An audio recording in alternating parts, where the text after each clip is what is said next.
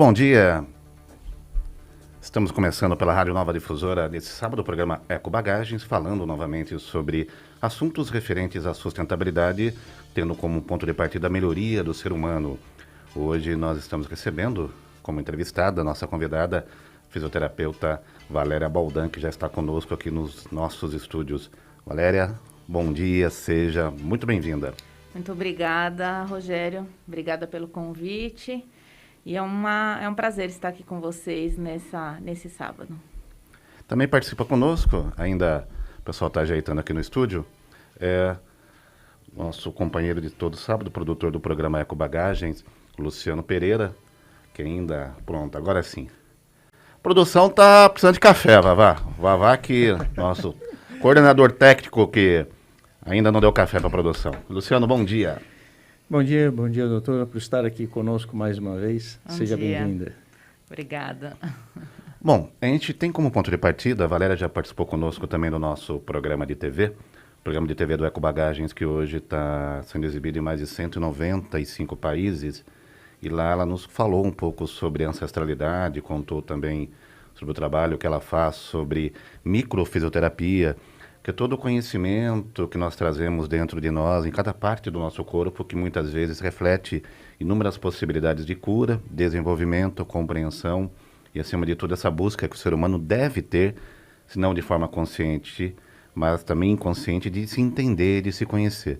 Então, eu queria que você falasse um pouquinho da sua formação, falasse como você chegou a esse conceito de entendimento do ser e também de tratamento, algo que pode possibilitar muito, mas muito, essa melhoria de todos nós, enquanto existimos aqui nesse mundo. Obrigada, Rogério. Eu sou fisioterapeuta de formação, sou formada há 21 anos, e essa busca sempre eu tive uma curiosidade, uma busca de conhecer mais sobre por que tem muita gente que se cura com algumas técnicas e outras ficam pelo caminho e não tem resultados mais efetivos, né? Então, minha busca sempre foi nesse sentido. Então, eu fiz muitas formações, comecei com RPG, fiz acupuntura, pós-graduação em acupuntura, e nessa época da acupuntura eu comecei a ver o ser como de uma forma mais integral, né? Então, a gente começa a abordar e olhar o ser como um ser físico, mental, energético, e começa a entender que as questões estão mais profundas. Eu tenho especialização em dor crônica, então trabalhei bastante tempo com esse tema, né, do corpo. E em 2014 eu fiz comecei a formação em microfisioterapia. E por uma experiência pessoal, a minha filha tinha uma alergia à caseína, a leite, né? E em uma sessão de microfisioterapia, ela foi completamente curada. Então, eu me apaixonei, na verdade, pela microfisioterapia. E depois da microfisioterapia, foram várias outras formações que eu fiz nesses últimos anos. Não deixo de estudar nenhum ano e vou fazendo cursos, mas o que a gente compreende nessa bagagem de estudos e de experiências com essas terapias é que realmente a gente tem que olhar para dentro da gente de uma forma que a gente compreenda, enquanto a gente não traz para o consciente o que está no inconsciente, que está no corpo, a gente não consegue resolver nossas questões, né? Então, eu costumo dizer que tanto a microfisioterapia como todas as outras terapias que eu agrego nas minhas sessões, elas vão auxiliar, são complementares à psicoterapia, porque as questões que a gente vai abordar no corpo da pessoa, que a gente vai encontrar no corpo dela numa sessão de microfisioterapia, a gente nem sabe que estão ali. Então, a gente não tem como ir para uma sessão de psicoterapia, tratar aquilo que a gente encontra de memórias, celulares, teciduais. O Neixing, que é o livro da medicina chinesa, o Tratado do Imperador Amarelo da China, que é o livro de medicina mais antigo do mundo, Sim. ele traz que o homem tem 4 mares e 12 meridianos, por onde flui todo o fluxo da energia vital. E essa energia vital também ela soma com as nossas emoções, padrões comportamentais e se reflete no corpo físico. A microfisioterapia ela talvez consiga destravar essas memórias, esses padrões que se acumulam no nosso corpo físico? Sim, ela consegue. Então, a microfisioterapia, ela é uma abordagem terapêutica manual, né? Que ela vai encontrar, através de toques sutis, memórias que estão ligadas à pele. Então, a nossa pele é o nosso maior órgão do corpo. E ele está ligado diretamente ao sistema nervoso autônomo e ao subconsciente. Então, tudo aquilo que está marcado, que está gravado, mesmo que seja transgeracionalmente falando, ou seja, a microfisioterapia pega até a 4ª geração, né? Então, quando a gente falou naquela outra vez, é importante abordar isso. Nós carregamos algumas dores, alguns padrões, algumas crenças dos nossos ancestrais, daquilo que ficou muito gravado, que foi muito doloroso. E, às vezes, a gente não consegue evoluir conosco ou com o mundo por conta dessas memórias que a gente não passou, de coisas que a gente nem vivenciou. Por exemplo, um trauma de medo de morrer de fome, né? A gente viu no começo dessa pandemia que muita gente, quando começou a ter a informação do lockdown, foi para o mercado e lotou o carrinho de comida. Então, o medo de morrer de fome era maior do que o medo de morrer do vírus. Aonde está isso, né?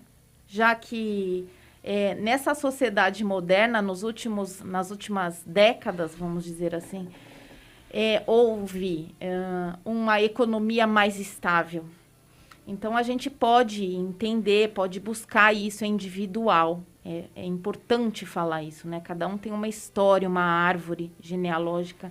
E entender da nossa árvore genealógica é entender de nós mesmos, da onde viemos, quais foram as dores que os nossos antepassados passaram, para que a gente possa evoluir, agradecer e honrar a tudo aquilo que eles vivenciaram, para que a gente possa ter uma vida melhor. Esse medo de morrer de fome, de um certo modo, nos remete aos sentimentos mais primordiais do ser humano, né? Sim. Isso é histórico, claro, e com a pandemia talvez tenha piorado. Você falou que a microfisioterapia, ela atinge até a 4ª geração. Sim. Né? E você começou a sua pós-graduação com acupuntura e tal. Quando você começa um atendimento, como você define a técnica melhor a ser utilizada? Eu costumo dizer que eu tenho um leque de ferramentas, né? Então, a gente faz uma anamnese, ou seja, um questionário bem profundo, bem amplo, que eu vou abordar tanto os aspectos físicos, desde a concepção desta pessoa, os antecedentes familiares, até os aspectos emocionais. E baseado neste questionário amplo, eu passo bastante tempo da minha primeira sessão nesse questionário, porque é importante eu conhecer a pessoa e os traumas que ela vivenciou na vida dela, para eu ter uma noção de o que ela precisa. E baseada na queixa principal, claro, ela precisa ter um motivo de consulta, a gente vai começar a trabalhar isso, tanto com a microfisioterapia, como o Saikei, como as leis biológicas do Dr. Hammer, que eu também estou na minha 3ª formação sobre esse assunto, que é um assunto profundo, ou com outras terapias que eu tenha. Então, a gente vai planejar e eleger alguma dessas terapias e técnicas desse leque, baseado no motivo de consulta dela e do que eu avaliei durante esse questionário. E também da sua intuição. da Com sua sensibilidade. Essa nunca podemos deixar de fora, né? Agora, você tocou num ponto extremamente importante, que, na minha observação, foi a primeira vez que eu vi alguém citar a pele como o maior órgão que nós temos. Sim. E isso dificilmente você vê alguém fazer esse tipo de referência. A física, ela explica que tem 4 forças fundamentais que se movimentam para compor o ser humano, que são as energias de coesão, adesão, atração e repulsão. Coesão é uma força que une partículas de diferentes substâncias para formar carne, nervos, ossos e músculos. Adesão é uma força que une pedaços intermediários, por exemplo. 2 pedaços de madeira tem lá uma cola juntando. Sim. A atração que mantém tudo em equilíbrio e a repulsão que se manifesta no momento da morte do corpo físico para poder decompor. A nossa compreensão a respeito da nossa pele, das nossas memórias, ela é extremamente vaga. O que pode ficar armazenado aqui? Como fica esse armazenamento? Olha, Rupert Sheldrake nos deixou um vasto material sobre campo morfogenético. Então, eu trabalho neste campo morfogenético, né? Existe a constelação familiar que faz isso também, mas tanto a microfisioterapia como o Psyche, eles utilizam desse campo para que a gente entenda melhor essas memórias. Falando de pele, existe ligands, se chamam, ou células de Merkel, que são células especializadas que nos dão essa informação. Existe um livro de uma bióloga, que ela infelizmente já faleceu, e que ela deixou isso bem claro na década de 80, que é a Candace Pert, que é a molécula da emoção. Então, ela abordou isso de uma forma linda, fazendo com que a gente compreenda que essas anteninhas que tem na nossa pele estão diretamente ligadas com o nosso sistema emocional e o nosso sistema nervoso autônomo, ou aquilo que a gente não lembra que a gente vivenciou, porque a microfisioterapia, por exemplo, ela é baseada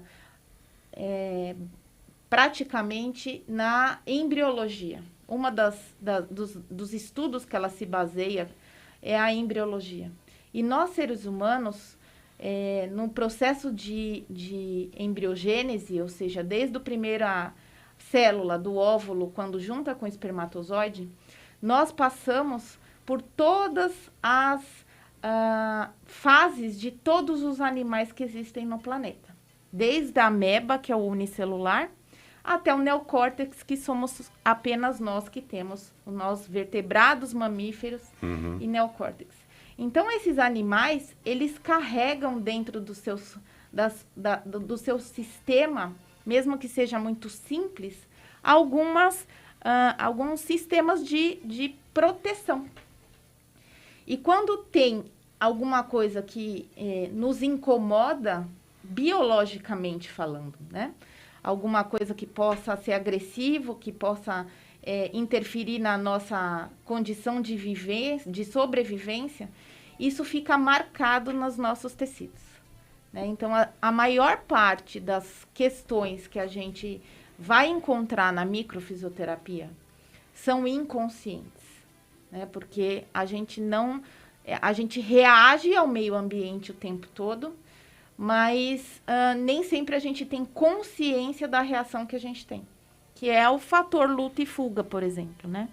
Então, quando uma pessoa passa, por exemplo, por um assalto, às vezes ela tem uma reação sem pensar e depois ela fala, eu nem sei por que eu fiz isso, né? Eu só reagi. Então, ela não pensa, ela reage. E é nesse sistema inconsciente que a gente vai buscar essas memórias na pele e a gente vai equilibrar como a homeopatia, né? Então, a microfisioterapia, ela trabalha nas mesmas características que a homeopatia, que é semelhante, cura semelhante, é o micro, que é a similitude, com pequenos gestos. Então, você vai apresentar para o corpo aquilo para ele se regular sozinho. Agora, a gente sabe que qualquer doença, de uma forma geral, é um desequilíbrio energético. E você está trazendo, claro, além disso, fatores psicológicos não só relevantes, mas profundos. Sim. E muitas das vezes inconscientes. Sim. Né? Mas nem todo problema de pele, apesar disso, tem alguma origem psicológica ou em traumas, ou de fato tem ainda que inconsciente? Tem ainda que inconsciente. Sempre. Sempre. Então, o Dr. Hammer, das 5 leis biológicas, ele foi um alemão que na década de 80 ele já era oncologista e ele perdeu um filho assassinado. E depois disso ele desenvolveu um câncer de testículos e a esposa de câncer de ovários. E a partir daí ele começou o estudo dele baseado em, a gente era saudável e depois dessa perda houve uma manifestação de sintoma. Então, baseada nas 5 leis biológicas do Dr. Hammer, a gente tem hoje uma compreensão que o nosso organismo ele atua na psique, no cérebro e no órgão de modo inconsciente simultaneamente, após um choque, um trauma, né?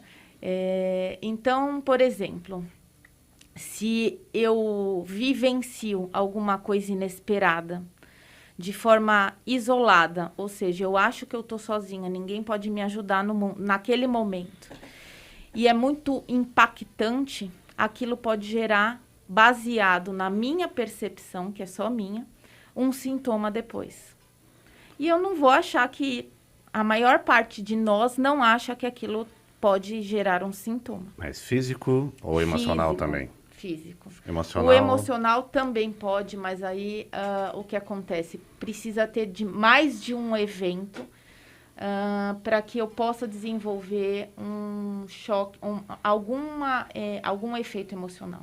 Quando você fala mais de um evento, eventos repetitivos. Eventos ou repetitivos ou passar por outros choques que ativam outras áreas cerebrais e que possam desenvolver, por exemplo, ansiedade, por exemplo, depressão. Então, não é só um choque que a gente vai encontrar em algum sintoma emocional. Não sei se também dá para falar nesse sentido, mas muitas das vezes você sofre uma situação na vida e naquele momento a situação acabou e segue a vida normalmente. Sim. E o trauma propriamente ele vem 5, 10, 20 anos depois.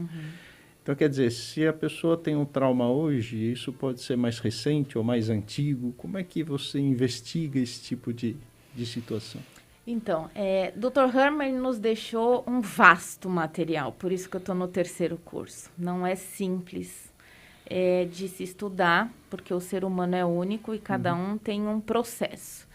Mas é factível da gente compreender profundamente esses processos. Então, a gente tem uma frase que eu gosto bastante, que é: o corpo não reconhece nada daquilo que ele não conheça. Né? Então, pode sim, a gente pode repetir em determinados ciclos algum sintoma e a gente chama isso de trilhos de conflito. Enquanto você não, primeiro, identifica o conflito, é difícil a gente entender por que ele está ali. Se você não identifica e você passa por situações semelhantes durante muito tempo da sua vida, aquilo vai repetindo e vai cronificando. Ou seja, homem, conhece-te a ti mesmo. Isso mesmo. Agora, vamos falar um pouco de um modo mais abrangente, dando alguns exemplos. O pessoal de casa que chegou agora, a gente está conversando com a doutora Valéria Baldan, fisioterapeuta, especialista em microfisioterapia, que são as memórias do nosso tecido celular e o que carrega na nossa saúde. Vitiligo, que é uma doença de pele, onde várias pessoas hoje em dia apresentam cada vez mais. O que seria na tua visão? Olha, Rogério, é muito importante a gente entender que nesse tipo de abordagem terapêutica, a gente eu não gosto muito de falar assim, isto é aquilo, né? Porque cada um tem uma percepção, cada um tem uma história, e essa história é dolorosa e ela também é transgeracional. Então, a gente precisa aprofundar bastante nessas questões para que a gente compreenda o que esse sistema familiar ele vivenciou. Mas falando de modo geral de pele, né? Não abordando apenas o vitiligo, existem 2 tipos de informação que a gente pode ter nos problemas de pele. Um que é ectoderma, que é contato ou separação. Ou seja, quando eu tenho algum problema de pele, ou eu tive a falta de contato de alguma coisa que eu gostaria de ter profundamente e não tive, ou eu quis me livrar deste contato indesejado, né?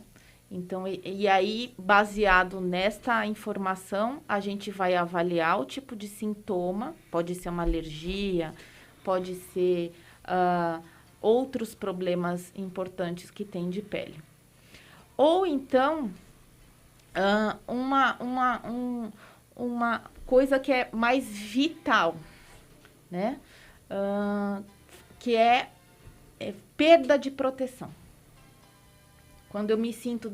Porque a pele é o nosso maior órgão e uma das funções mais importantes que ele tem é nos proteger. Então, seria uma espécie de uma ruptura. Quando eu me sinto desprotegido no ambiente, quando eu perco essa proteção, eu posso causar uma lesão na área que o cérebro identificou que eu perdi essa proteção.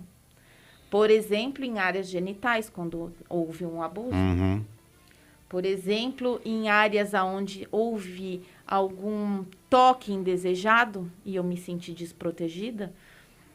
Então, tem toda esta conotação. E aí a gente precisa avaliar profundamente essas questões para a gente saber qual foi a conotação, o que a pessoa como a pessoa se sentiu naquele momento. Só um minutinho, tem uma pergunta que chegou aqui pelo WhatsApp da rádio.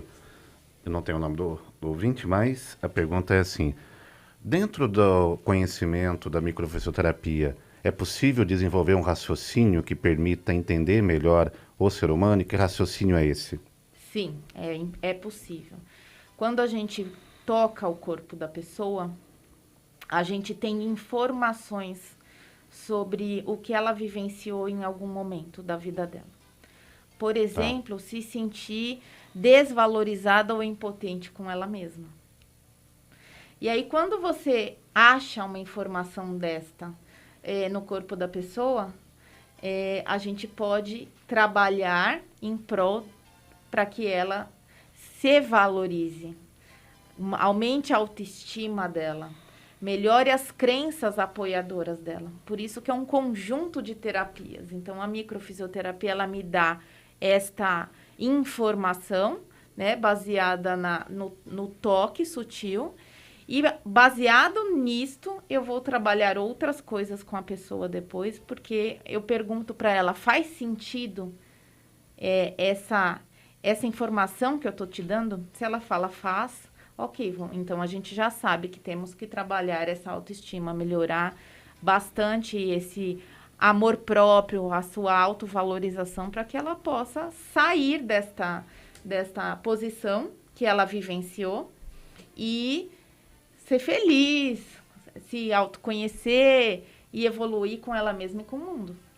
Agora, ela dizer que faz sentido, isso demonstra um gesto de autoconhecimento e de uma certa humildade. Sim. Né? E a gente sabe que às vezes existem resistências, né? Não estou nem julgando se está certo ou errado, mas às vezes você pode diagnosticar um problema e a pessoa resistir ao diagnóstico. Sim. Como você trabalha isso? Olha, Luciano, todos nós temos o livre-arbítrio, né? Então, a partir do momento que eu sou uma fisioterapeuta, uma terapeuta, olhando para o ser humano, do meu lugar de ser humano, olhando para a alma do outro, eu hoje tenho um lugar de compreensão que ele só vai querer, ele só vai poder, eu só posso ajudá-lo a partir do momento que ele quiser ajudá-lo, a si mesmo. Então, a gente compreende isso e respeita. Existem pessoas que não dão conta de mexer nas suas dores. Quando isso acontece, a pessoa vai numa sessão, eu faço o meu trabalho com todo amor e carinho, vou liberar algumas coisas com a micro, porque não importa se ela falar não, isso não faz sentido. Quando a gente toca no corpo, o corpo entende, mas ela pode não voltar. Uhum. E é uma opção dela. Você já teve casos assim? Sim. Onde a dor foi tão intensa, tão forte? Sim.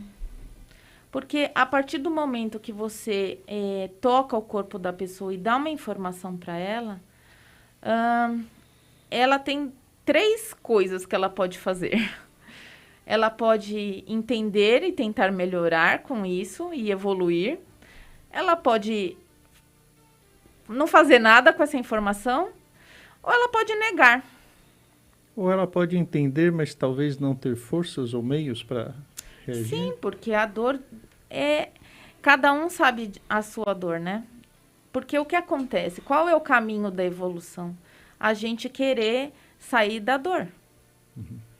E tem gente que não consegue. Mas a negação acaba sendo o caminho mais utilizado, não é? Acho que é mais fácil para as pessoas negarem, né? Deixar de lado aquilo, do que às vezes olhar de fato para aquele ponto e buscar uma evolução, não é? Olha, Rogério, nas leis biológicas existem o que a gente chama de constelações esquizofrênicas, aonde a gente entra em estados de torpor, e esse estado de torpor também é biológico, também é vivenciado a partir de tantos conflitos que a pessoa vivenciou. Então, a negação é um modo de sobrevivência que ela encontrou para lidar com aquilo. Entende? Então, também é uma reação ao corpo de proteção.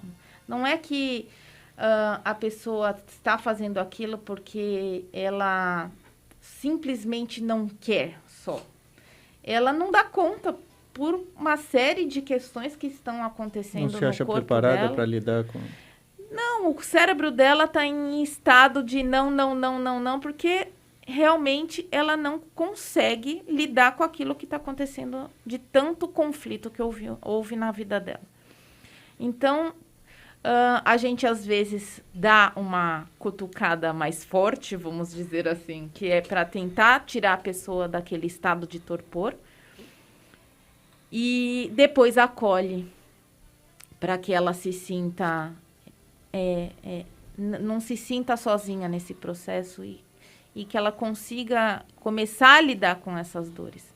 Existe todo um processo terapêutico, mesmo que não seja psicoterapêutico, mas um processo terapêutico dentro da sessão, para que a gente acolha essas pessoas, para que elas consigam tentar dar conta daquilo que a gente vai trabalhar. Na sua caixa de ferramentas, você tem, entre outras coisas, a constelação familiar. Não tenho a constelação. Não.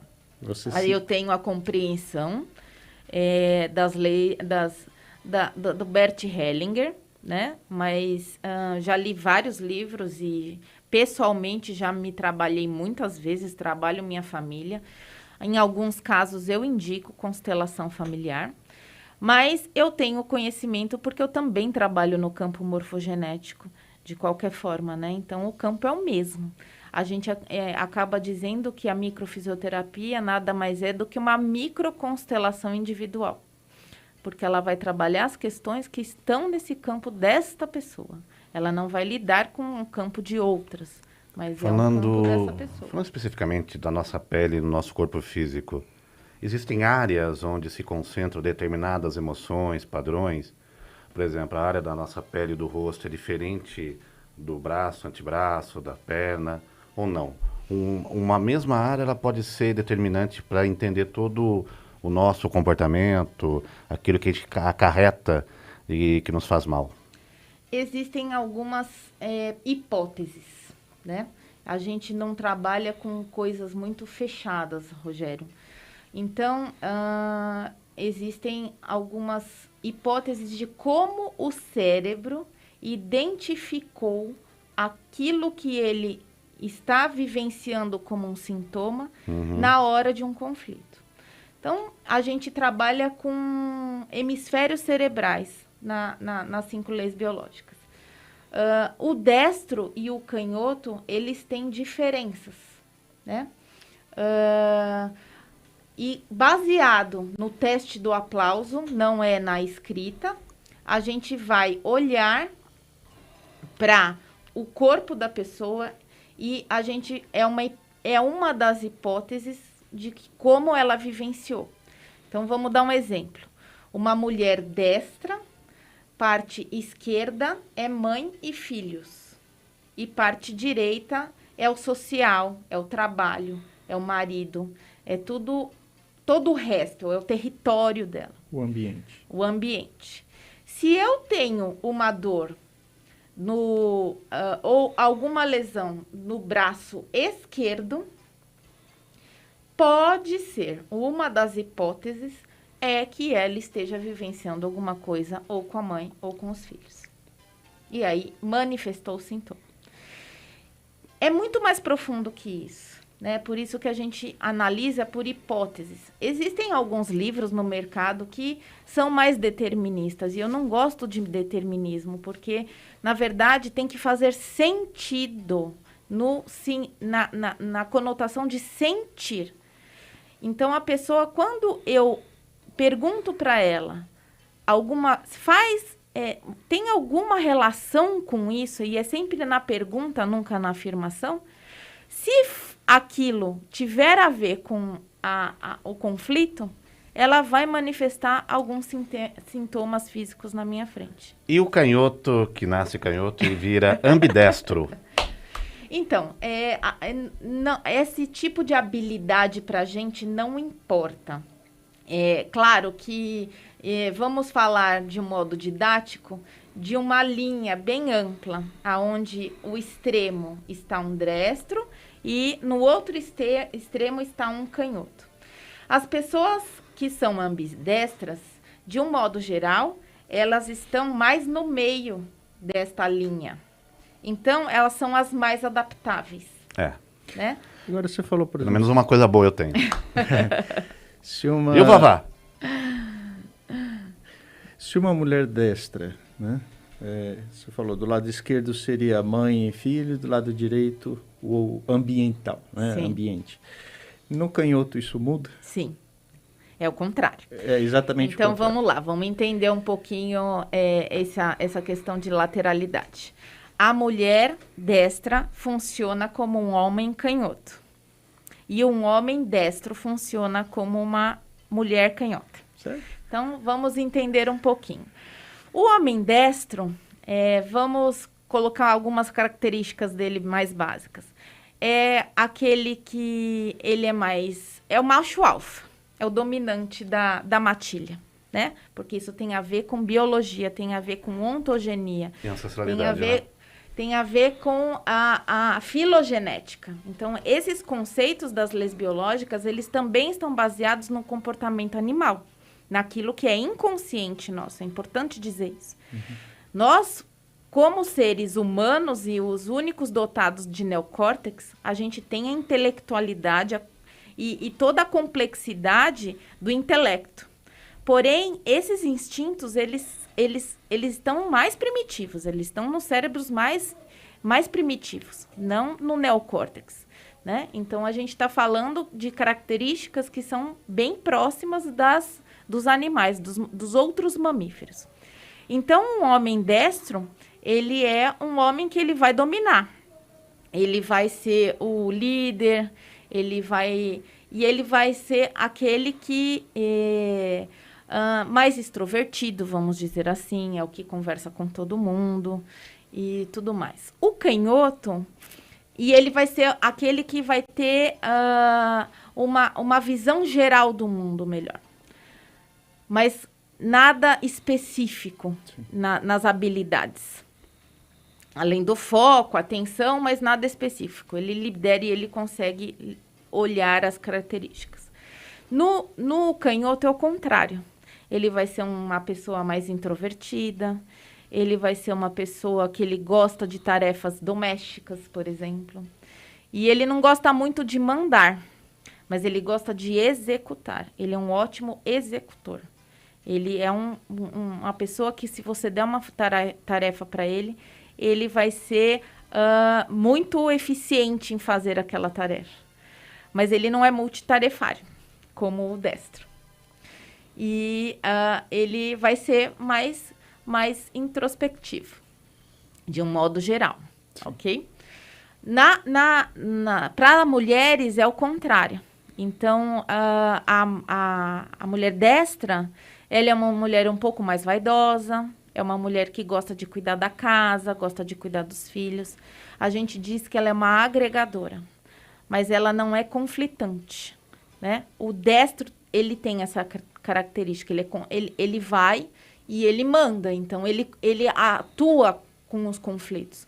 O canhoto evita conflito. A destra evita conflito. Ela é mais apaziguadora, né?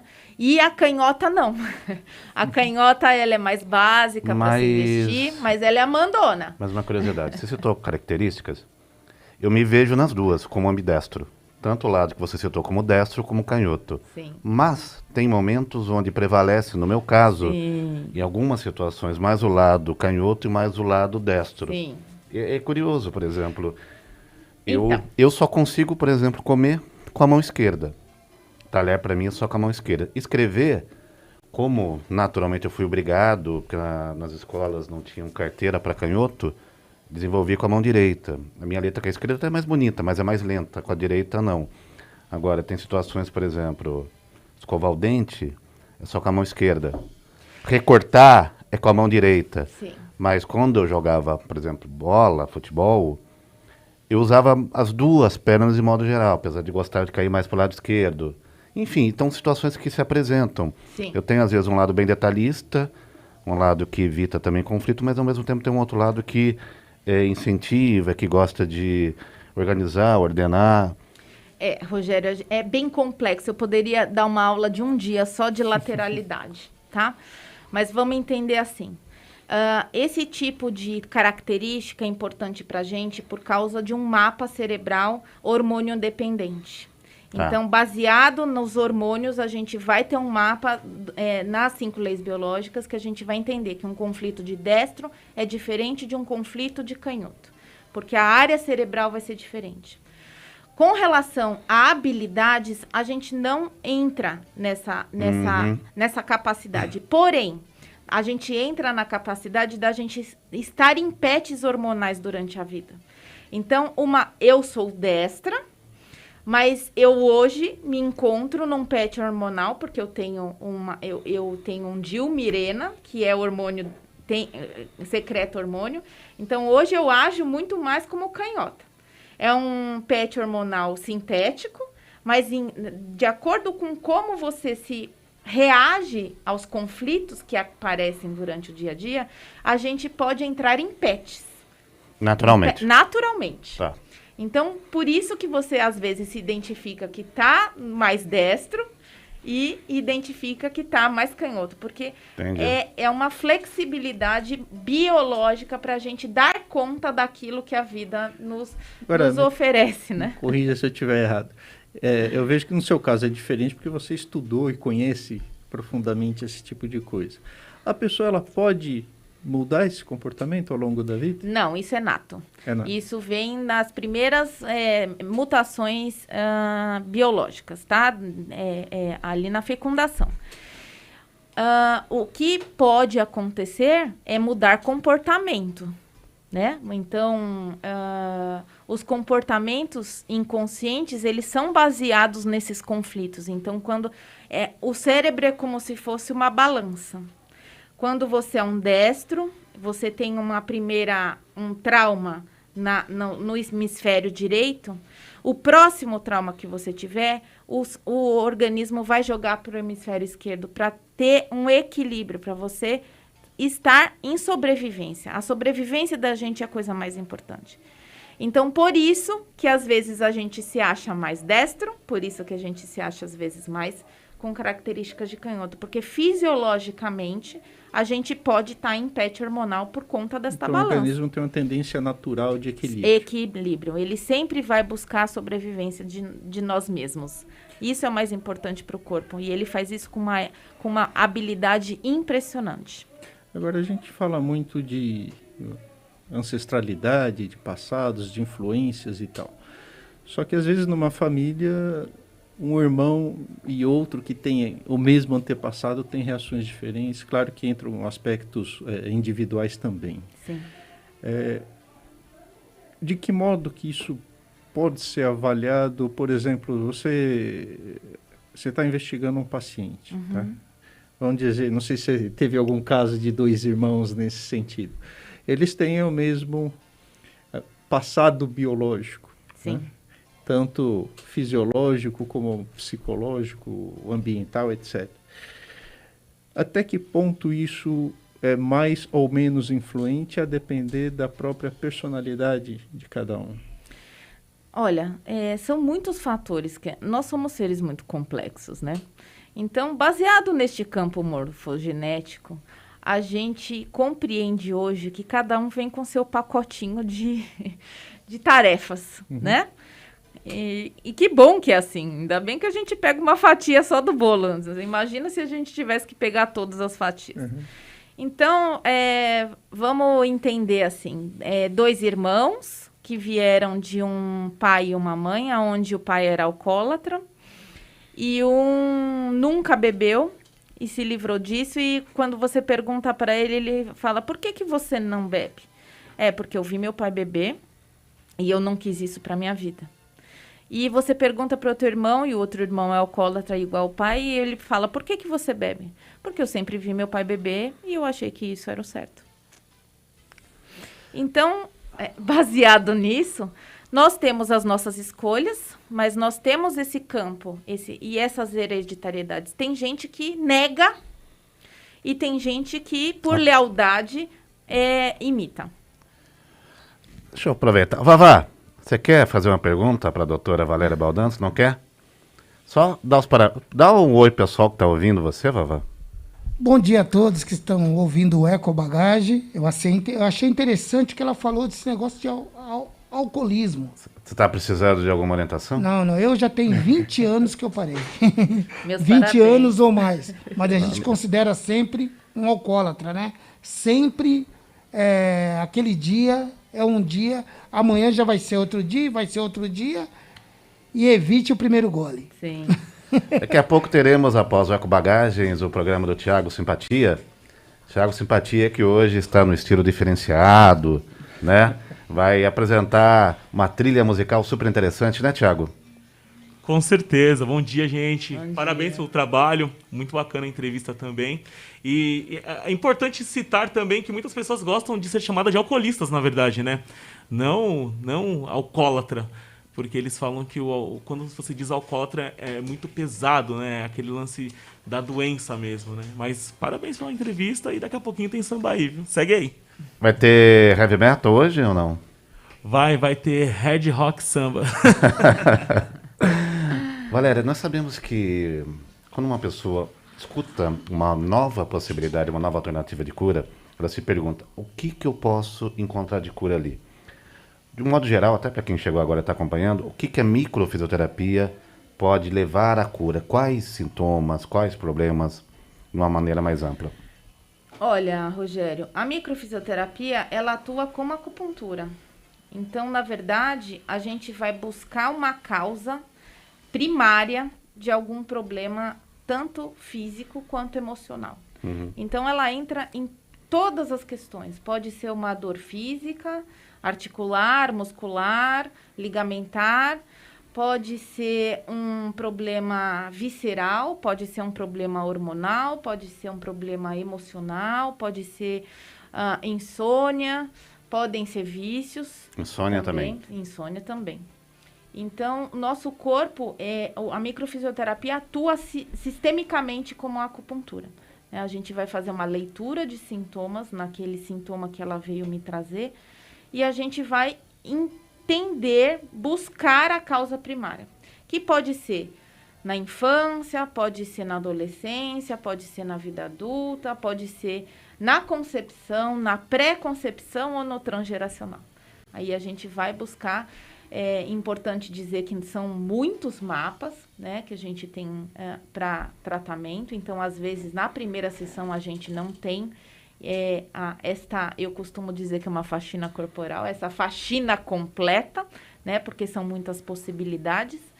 Mas, geralmente, de 4, às vezes eu sou um pouco mais detalhista, então eu demoro um pouco mais de tempo. 5 sessões, a gente consegue fazer todos esses mapas da microfisioterapia. É o lado canhoto se manifestando em você.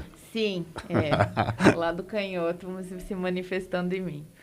Então, Luciano. em 5 sessões, 4, 5 sessões, a gente consegue fazer todo o repertório que eu tenho dessa técnica, que eu particularmente acho maravilhosa, para que a gente possa... E, claro, nenhuma técnica é uma panaceia, né? Então, a gente tem a possibilidade, por isso que tantas ferramentas que a gente agrega para a gente entender este caminho e compreender que... Acho que é só uma coisa que não ficou clara, talvez, para o pessoal de casa. E como é feito o tratamento? Com os toques? Com toques sutis.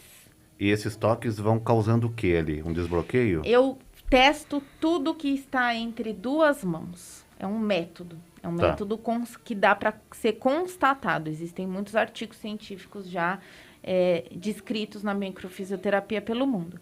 Então, quando a minha mão ela não tem resistência naquilo que eu estou perguntando, não tem nenhum tipo de memória ali. Quando eu sinto um bloqueio entre essas 2 áreas, aí eu sei que ali tem uma memória que a gente precisa informar o corpo que ela pode ser liberada através desses toques. Agora, falando de uma forma mais leiga para quem nos escuta. A senhora é uma fisioterapeuta. Sim. E a gente costuma procurar quando sente dores. Sim. Só que a sua investigação é muito mais profunda. Sim.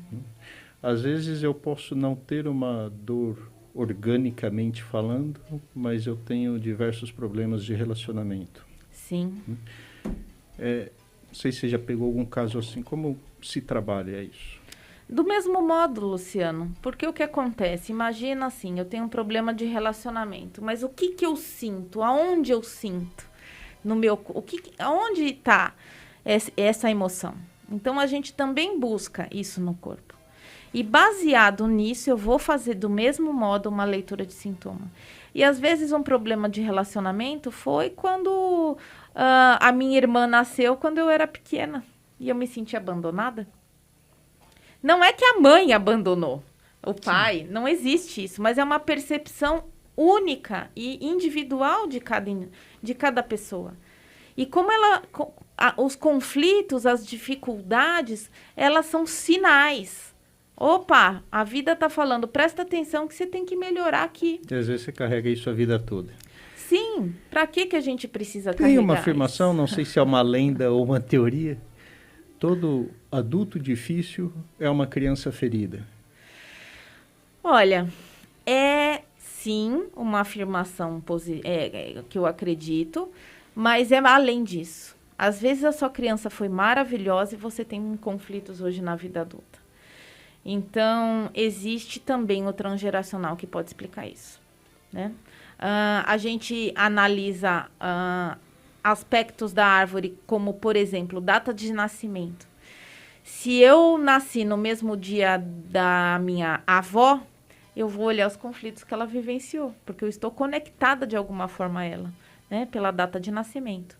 Ou o nome, né? Se eu tenho o mesmo nome da minha bisavó, eu vou olhar para essa bisavó.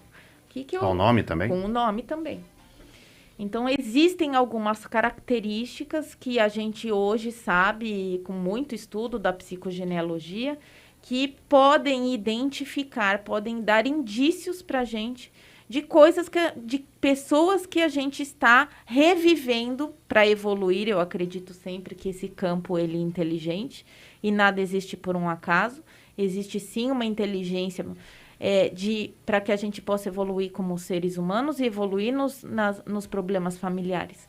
Então, se eu herdei a fatia da pizza de um fracasso, e eu não entendo por que eu tenho medo de perder o emprego, porque eu nunca perdi o emprego, já atendi uma paciente assim, eu vou entender quem foi que fracassou. Porque se eu nunca fracassei, por que esse medo tá aí? Então, a gente vai olhar profundamente, somos Sherlock Holmes de nós mesmos. E não só de nós mesmos, mas da nossa grade familiar. Para entender quais conflitos que eu estou reverberando no meu sistema familiar e o que pode fazer para ser ressignificado e para evoluir. Agora, isso sempre reflete numa mudança de comportamento? Ou já teve casos, digamos, quando a pessoa toma consciência do diagnóstico, da origem, isso meio que por si só favorece a cura? Olha, existe de tudo. Às vezes a pessoa, ouvindo uma informação, cai uma ficha e ela, era isso. E aí o sintoma desaparece. Existem outras pessoas que precisam ir mais profundamente. E aí a gente precisa pegar na mão e tentar ajudá-la a ressignificar aquilo que ela vivenciou, daquele modo que ela vivenciou. Por isso que eu tenho tantas ferramentas. Que isso já não faz parte da microfisioterapia, por exemplo. Então, quanto mais ferramentas você tem, você identifica a questão e aí você vai buscar essa ressignificação. Não só no corpo dela, né, através das técnicas corporais, mas às vezes passando por um exercício de revivência, que eu tenho o EPASE, por exemplo, que é um exercício que faz isso com bastante eficiência. Então, são abordagens complementares que a gente vai observando aonde o paciente precisa, o que a pessoa precisa, para que ela possa sair daquele estado que ela está aí para um outro estado e, com isso, ressignificar as dores dela. Ou seja, é sempre um trabalho de corpo e mente. Sempre um trabalho de corpo e mente. Bom, como diria Jean-Jacques Rousseau, o mistério da vida é quem realmente nós somos. Sim. Bom, está chegando no final do programa Ecobagagens esse sábado.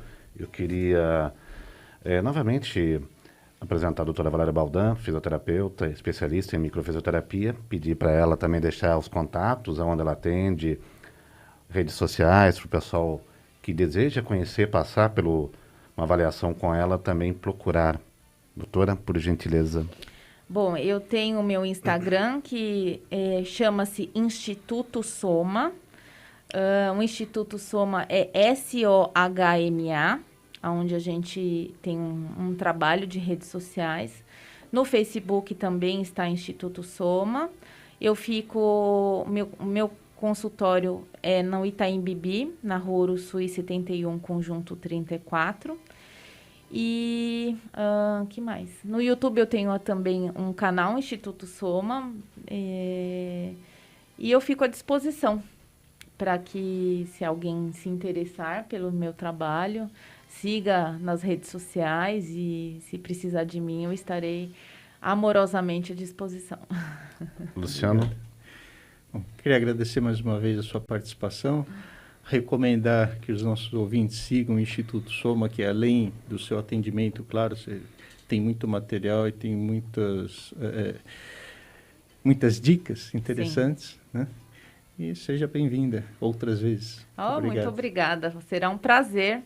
Quero agradecer muito o convite de vocês, foi uma delícia a gente ter essa conversa num sábado.